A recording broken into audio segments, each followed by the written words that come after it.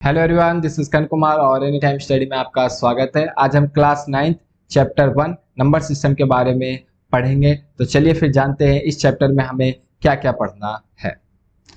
तो पहले हम पढ़ेंगे इस चैप्टर में कि इरेशनल नंबर किसे कहते हैं, locate irrational number on the number line, कि अगर आपको कोई एक इरेशनल नंबर दे दिया जाए तो आप उसको एक नंबर लाइन पे कैसे लोकेट करोगे।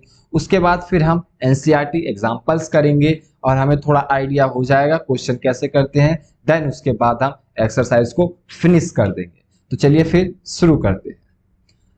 पहले हम देखते हैं कि what is the irrational number. Irrational number कौन से हैं, कैसे हैं। अगर आपको कोई एक नंबर दे दिया जाए तो आप कैसे पहचान करोगे कि वो एक रैशनल नंबर है या इरेशनल नंबर है।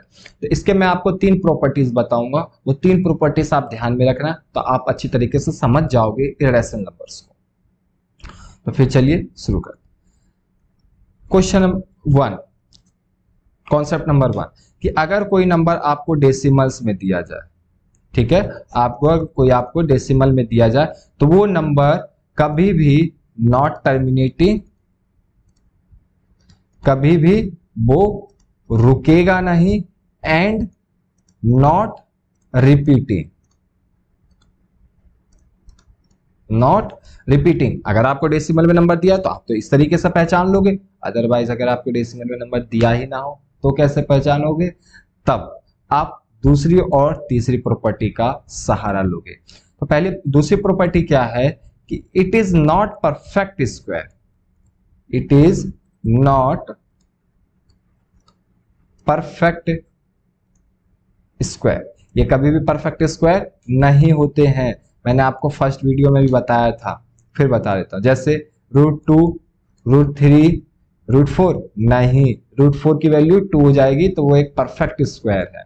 तो यहाँ पे इसकी वैल्यू इसके बाद क्या आ जाएगी, √5, √6, √7, ये सारे क्या है, इरेशनल नंबर है।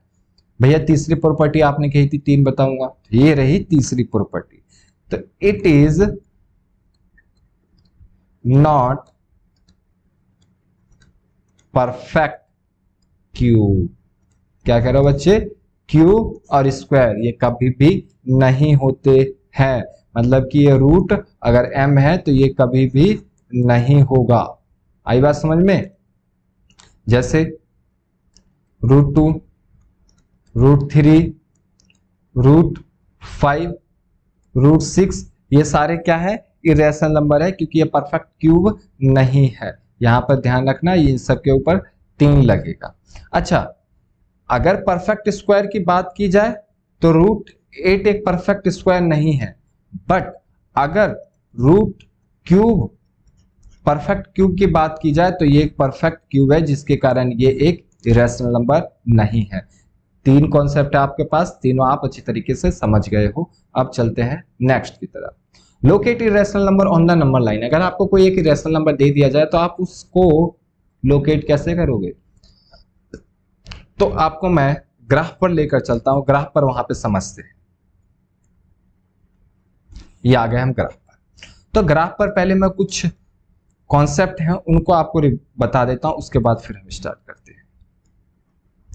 कि अगर मान लीजिए आपको √m लोकेट करना है, बहुत आसान हो जाएगा अगर हम √m को लोकेट करने से पहले √m-1 को लोकेट कर लें।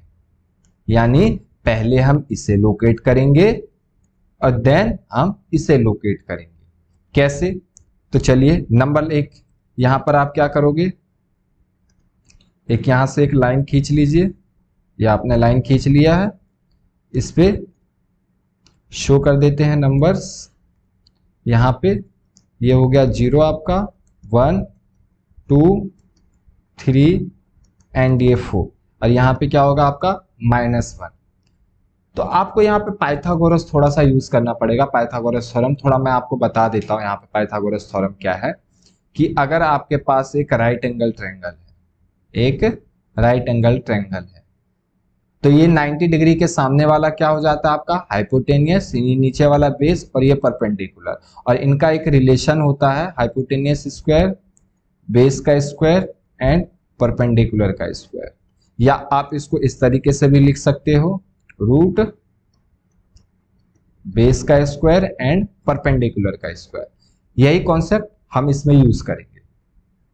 तो मान लीजिए कि अगर आपको रूट 2 को लोकेट करना है, रूट 2 को लोकेट करना है, तो इसको लोकेट करने से पहले हम रूट -1 को लोकेट कर लेते हैं, क्योंकि मैंने अभी कॉन्सेप्ट बताया है। तो यहाँ पे क्या आ जाएगा, रूट 1 और इसकी वैल्यू क्या आ जाएगी, 1। तो 1 जनरली यहां से 0 से यहाँ पे, ये रहा आपका नंबर लाइन पे 1, ये क्या रहा 1। कॉन्सेप्ट क्या है बच्चे कि यहां से आप एक यूनिट डिस्टेंस और एक यूनिट डिस्टेंस यहां से, ये वाला एक यूनिट डिस्टेंस यहां से और एक यूनिट डिस्टेंस यहां से आप कंपास ले लोगे। कंपास इस तरीके से यहां पर आपने रखा और आपने ये रखा। अभी आपको कॉन्सेप्ट समझ में आ जाएगा। ये हो गया। फिर आप क्या करोगे, यहां से चेंज कर लेते हैं इसे, और ये आपने ऐसे करके ये आपने यहां ड्रॉ कर दिया। ठीक है, अब इसको कट कर देते हैं। अब मैं आपको कॉन्सेप्ट समझाता हूं। यहां से पेन चेंज कर लेते हैं। देखिए यहां से यहां तक डिस्टेंस आपका क्या है, 1 है, ये वाला, इसको नाम दे देते हैं O, इसको A एंड इसको B। तो ये वाला डिस्टेंस आपका कितना हो गया, 1, एंड ये वाला भी डिस्टेंस आपका क्या हो गया, 1। तो अगर आप अब इस OA को निकालो, अगर आप यहां पे OA को निकालना चाहोगे तो क्या हो जाएगा, अंडर रूट OB का स्क्वायर बेस का स्क्वायर, क्योंकि ये बेस हो गया है और ये आपका परपेंडिकुलर और ये आपका हाइपोटेनियस। तो आप क्या हो जाएगा, OB का स्क्वायर एंड प्लस AB का स्क्वायर। तो यहां से OA निकाल लेंगे, 1 का स्क्वायर एंड 1 का स्क्वायर, और OA आपका क्या आ गया, √2। तो यहां पे आपको √2 मिल गया। तो यानी ये वाला पॉइंट, ये वाला डिस्टेंस आपका क्या हो गया, √2। अब इसको आप रेडियस मानते हुए आप यहां पर प्रकार से आप एक चाप लगा दो, यहां से कंपास से आप यहां पे चाप लगा दो, तो ये वाला जो आपका होगा वो आपका √2। तो इस तरीके से आपको एग्जाम में करना है। ठीक है, एक और एग्जांपल लेते हैं, उससे समझ में आ जाएगा। एग्जांपल नंबर 4 कि locate √3 on the number line. कि अब कैसे करोगे, तो फिर वही कॉन्सेप्ट है। आप पहले हम एक लाइन खींच लेंगे इस तरीके का, ये हमने लाइन, और इस पर फिर हम नंबर शो कर देंगे 0, 1, 2 एंड 3, और इधर आपका रहता है -1। तो अगर आपको √3 लोकेट करना है तो √3 लोकेट करने से पहले हम क्या करेंगे, √3 - 1 को लोकेट करेंगे, यानी √2 को लोकेट करेंगे। और अभी पिछली प्रीवियस क्वेश्चन में एग्जांपल में हमने देखा था √2 को लोकेट कैसे करेंगे, यानी एक यूनिट का डिस्टेंस हम यहां से यहां पे लेंगे और एक यूनिट का डिस्टेंस हम यहां से यहां पे लेंगे। फिर आप यहां पे कंपास रखोगे, ये चीज यहां पे आपने यहां पे रख दिया। फिर आप क्या करोगे, यहां से एक इस तरीके से चाप लगाओ। तो ये आपका क्या हो गया, √2 हो गया। बट हमें तो √3 चाहिए ना, तो √3 करने के लिए आप क्या करोगे, अब ये यहां पर जो आया है इस पॉइंट पे आप एक यूनिट का फिर ले लोगे। इस तरीके का आपको क्या करना है, एक यूनिट का आपको डिस्टेंस इस तरीके से लेना है। अब बच्चे क्या करो कि आप यहां पे रखो और ये कंपास अब आपको यहां पे रखना है। कहां पे, यहां पे, इस तरीके से, और फिर यहां से आप एक चाप लगा दो, ये दिस, इसको कट कर देते हैं। तो ये वाला जो पॉइंट अब आपको मिला है यहां से, ये वाला पॉइंट, ये आपका क्या हो जाएगा, √3 हो जाएगा। कैसे भैया, कैसे, अभी बताता हूं। अब यहां से यहां तक का डिस्टेंस आपका क्या हो गया था, √2, और ये वाला डिस्टेंस आपका क्या हो गया है, 1। तो ये वाला हमें फाइंड आउट करना है, यानी हाइपोटेनियस फाइंड आउट करना है। तो हाइपोटेनियस फाइंड आउट करोगे तो क्या आ जाएगा, h अंडर रूट बेस का स्क्वायर यानी √2 का स्क्वायर प्लस इसका स्क्वायर यानी 1 का स्क्वायर। तो h इक्वल टू क्या हो जाएगा, यहाँ पे ये 2 एंड प्लस 1 और h इक्वल टू √3। तो ये आपका √3 आ गया ये वाला डिस्टेंस। अब √3 को आप रेडियस मानकर एक यहाँ पे चाप लगा दो, तो ये वाला जो पॉइंट अगर आपका आएगा तो वो आपका आएगा √3। तो आई होप आपको ये वाला लोकेट करना समझ में आ गया। तो अब एक्सरसाइज 1.2 देखते हैं। तो पहला क्वेश्चन कह रहा है कि ट्रू एंड फॉल्स बताना है। क्या बताना है? True and false. Every irrational number is real number. क्या सारे इरेशनल नंबर आपके रियल नंबर होंगे कि नहीं होंगे? तो यहाँ पे मैं आपको बताता हूँ कि आपका जितना भी रियल नंबर होता है, जितना भी रियल नंबर होता उसके अंदर आपका क्या होता है? Rational number and irrational number. तो ये क्या हो गया? इट इज ट्रू कि yes every irrational number is real number. सारे इरेशनल नंबर हो सकते हैं। तो ये आपका क्या हो गया? ट्रू। सेकंड क्वेश्चन की तरफ देखते हैं। Every point on the number line, every point on the number line of the form m1 √m where m is natural number. क्या कह रहा है कि √m1 क्या सारे every point on the number line, अगर नंबर लाइन पे सारे पॉइंट पे जो पॉइंट रहते वो √m1 का फॉर्म रहता है? नॉट। ये क्या है इसका? It is false.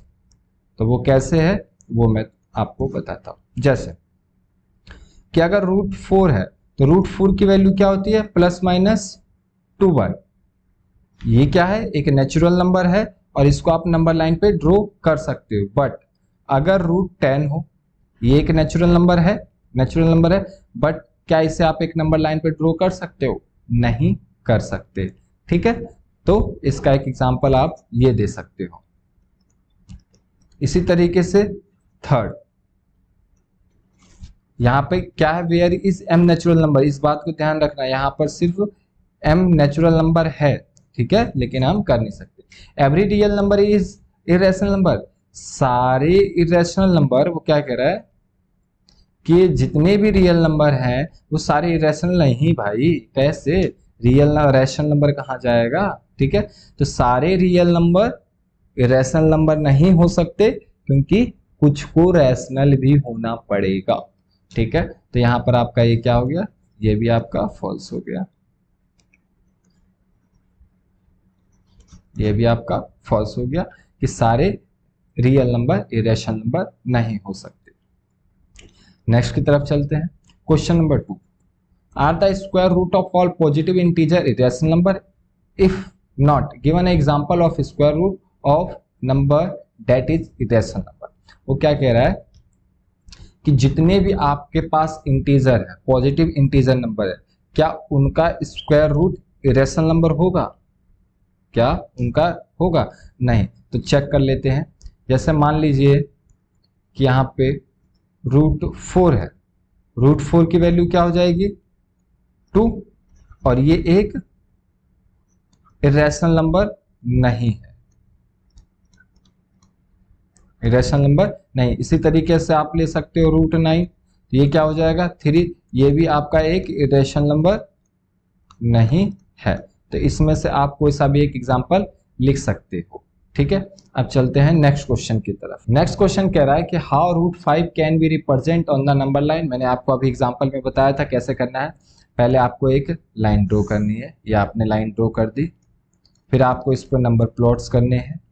मान लीजिए 0, 1, 2 एंड ये 3 एंड ये 4, और ये इधर आपका हो गया -1। √5 को लोकेट करने से पहले हम कर लेते हैं √5 - 1 को लोकेट। तो ये क्या हो जाएगा? 4, और इसकी वैल्यू क्या होती है? 2, और यहाँ पे 2 कहाँ पे है? यहाँ पे है। अब क्या करना है? 1 यूनिट का डिस्टेंस, ये वाला, यहाँ से 1 यूनिट का डिस्टेंस आपको यहाँ से ये लेना है। फिर आपको कंपास निकालना है, या आपने कंपास इस तरीके से, यहाँ पे ये कंपास आपने रख दिया, यहाँ पे आपने कंपास रख दिया। फिर कंपास को यहाँ पे रखते हुए आपको, कलर पेन चेंज कर लेता हूं, आपको यहाँ से यहाँ ड्रॉ करना है, ठीक है। तो अब आपका जो ये वाला पॉइंट होगा वो आपका क्या होगा, √5 होगा। कैसे वो देख लेते हैं, according to hypotenuse. According to hypotenuse यहाँ पे ये आपका क्या हो गया, हाइपोटेनियस, ये आपका बेस हो गया और ये आपका परपेंडिकुलर हो गया। तो बेस आपका क्या है, यहां से यहां तक आपने ये वाला डिस्टेंस क्या लिया था 2, और ये वाला क्या हो गया आपका 1। तो हाइपोटेनियस क्या कहता है, √2 का स्क्वायर एंड 1 का स्क्वायर। तो यहां से आप क्या लिखोगे, 4 + 1 एंड √5। तो यहाँ पे आ गया आपका √5 और इसको रेडियस मानते हुए आप एक यहाँ पे कंपास कर लो। तो आई होप आपको ये पूरा लेक्चर समझ में आ गया होगा। अगर आपको कोई सी भी डॉट रह जाता है कि हाँ भैया मुझे ये वाला टॉपिक समझ में नहीं आया अच्छी तरीके से, तो आप मुझे कमेंट करके कह सकते हो, मैं उसको फिर नेक्स्ट टाइम बहुत आसान तरीके से समझाने की कोशिश करूंगा। वैसे मैंने काफ़ी आसान तरीके से समझाया है। टिल देन पढ़ते रहो, नेक्स्ट वीडियो में फिर